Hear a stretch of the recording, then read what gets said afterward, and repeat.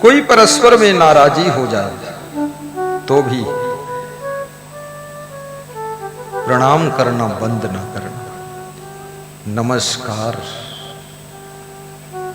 जारी रहना चाहिए। और अनावश्यक किसी के ऊपर संदेह भी मत करो,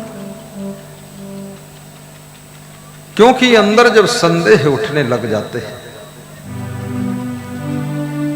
तो उसके प्रति प्रेम घटने लग जाता है।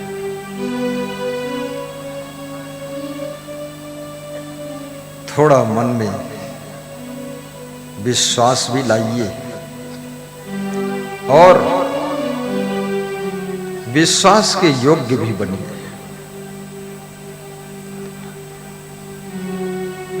संदेहात्मक आपका चरित्र है, आपका हाव भाव, आपके क्रियाकलाप, आपका उठना बैठना, आना जाना, ये विश्वास को जन्म देने वाला होना चाहिए।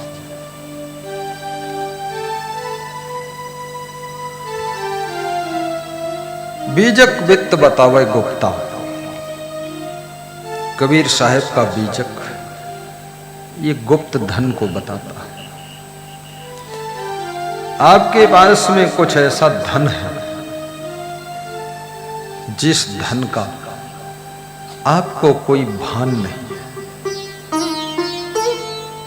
जिस धन के बारे में आपको जानकारी नहीं। और कबीर कहते हैं, कबीर सब जग निर्धना। कबीर कहता है ये मुकेश अंबानी भी निर्धन है, गौतम अडानी भी निर्धन है, और टाटा बिड़ला ये सब निर्धन है। तुम कहते हो अरे मुकेश अंबानी भारत देश में सबसे बड़ी धनवान है, लेकिन कबीर चुनौती दे रहे हैं। मानपाल कबीर कहते हैं कि ये सब निर्धन लोग हैं,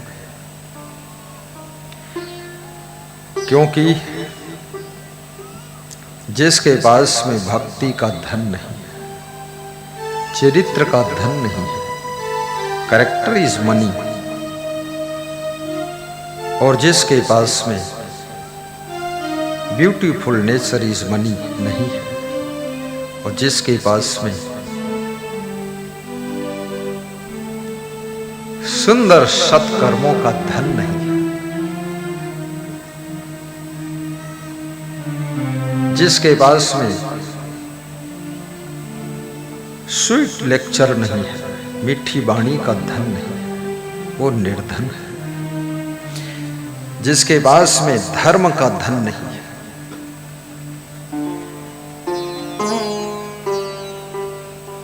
वो निर्धन है। कबीर सब जग निर्धना, धनवंता नहीं कोई। ये कबीर की दृष्टि है।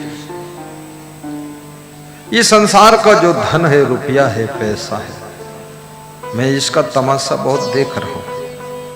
इस संसार के धन का, धन जब बढ़ता है तो भूख घटती है, और मकान सुंदर जब बनता है, बेडरूम टॉप का बनता है, तो नींद घट जाती है।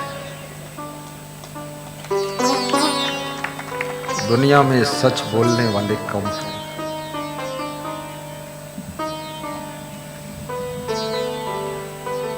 और जब मनुष्य के पास में वैभव बढ़ता है तो वैभव के साथ में भय बढ़ता है, निर्भयता घट जाती है।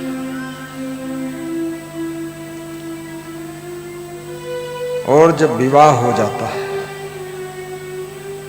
तो चिंता बढ़ती है, और दोनों को चिंता बढ़ती, पति पत्नी को। इसलिए जो लड़कियां विवाह से पहले खूब खिलखिलाती थी, हंसती थी, किलकारी मारती थी, बिना जरूरत के भी मुस्कराती रहती थी, पेड़ पौधे को देखकर भी हंसती थी।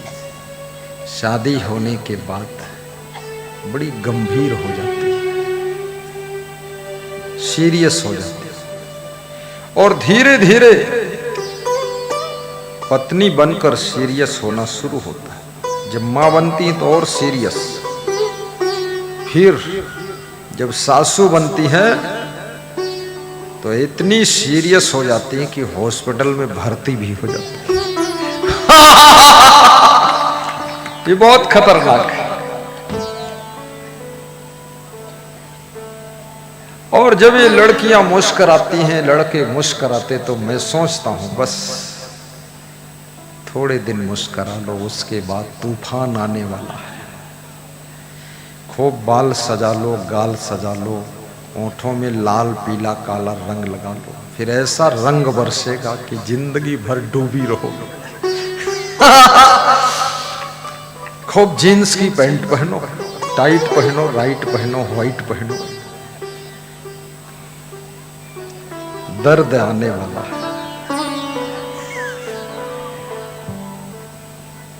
फिर भजन गाओगे, गुरुजी पिलाई दे ज्ञान की बूटी, दर्द मोरे नस नस में। अब गुरुजी भी कितनी बूटी पिलाए जब नस नस में दर्द।